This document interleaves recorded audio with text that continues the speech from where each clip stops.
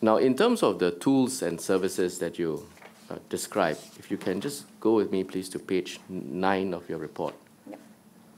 You talk about content marketing services. And let me just read the last paragraph of page 9. It says, for as little as $15 to $30, fake news operators can obtain 5,000 to 1,500 word articles from content marketing service providers. Would you just briefly elaborate on this? Okay.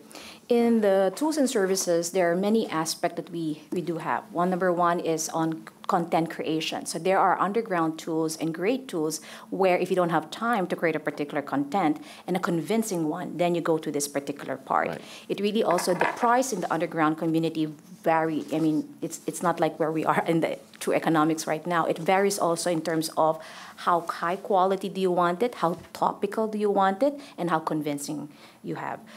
So at the moment, the tools, as I said, can be legitimate advertising and content marketing tools or illegitimate or abuse sort of tools and services as well. So the ones which are subject to the abuse would be the bots and the click farms. They are mechanism in terms of creating more engagement on that particular content. I see. Okay.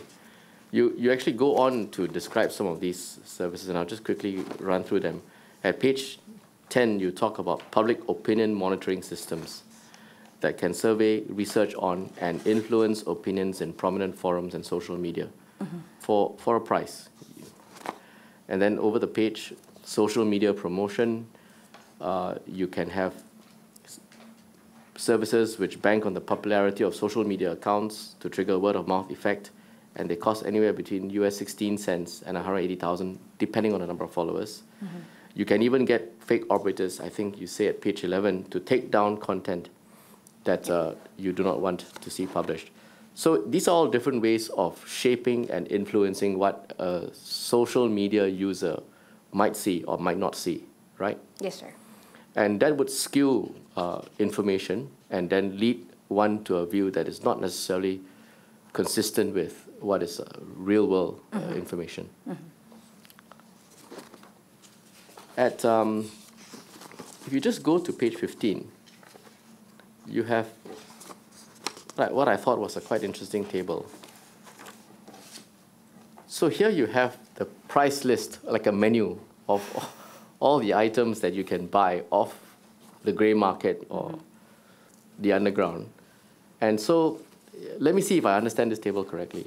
What you're saying here is if you just focus on the left table, so for something like 4 cents US, you can buy a social media like.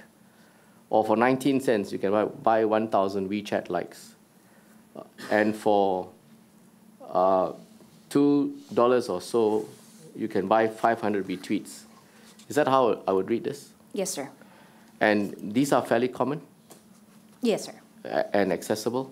They are common on either the underground community or on online platforms that are openly discussing illegal activities such as this.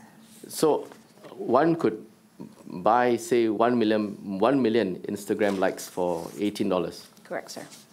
And that would in turn then shape the way information is purveyed and conveyed on the social media platforms. Yes, sir. Because as we discussed earlier, the more the number of likes or reviews there are, the more one thinks that that's true. Right, thank you.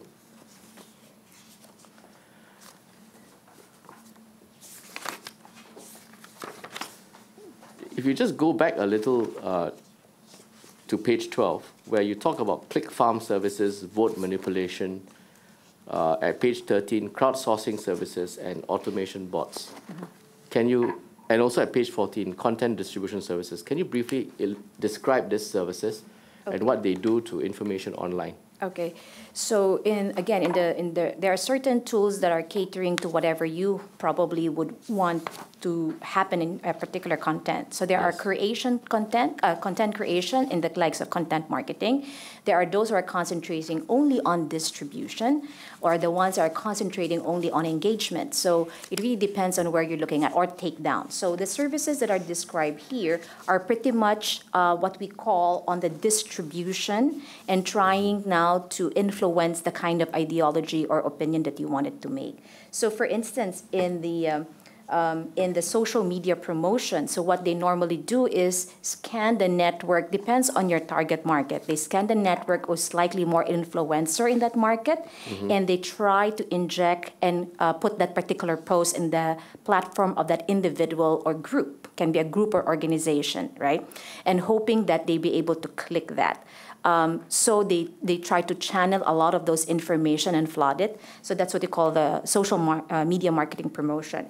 In the crowdsourcing is another area where if you want to make a particular opinion, then you look into particular organizations that had the same interests. So instead of targeting a particular individual, it might be that particular interest. And again, it's a way of, again, flooding the platform with those particular views, either in advertorial that you often see on either the right-hand side, right? So, or in search engine, where you sometimes would, let's say, search a particular item and immediately they're there. So that's how they normally do in the crowdsourcing level. So when you click that particular opinion, let's say maybe take a look at what the others are saying on this topic, click here, they normally would redirect you probably to an official or even a malicious domain where it captures your attention. So that's normally how some of the services are working. In our experience, again, it really depends on whether you want the manual one or automated one, because a large number of technologies right now have the capability rather to determine whether they're bots or human. So that's the reason that there's more intense way right now of doing it more manually than the bots, because at the moment they can be detected heavily. So if one wants to have a objective, uninfluenced, unbiased view of what information is out there, one has to really remove the bots, remove the click farm clicks, and all these other influences which skew the true information. Yes and no, sir.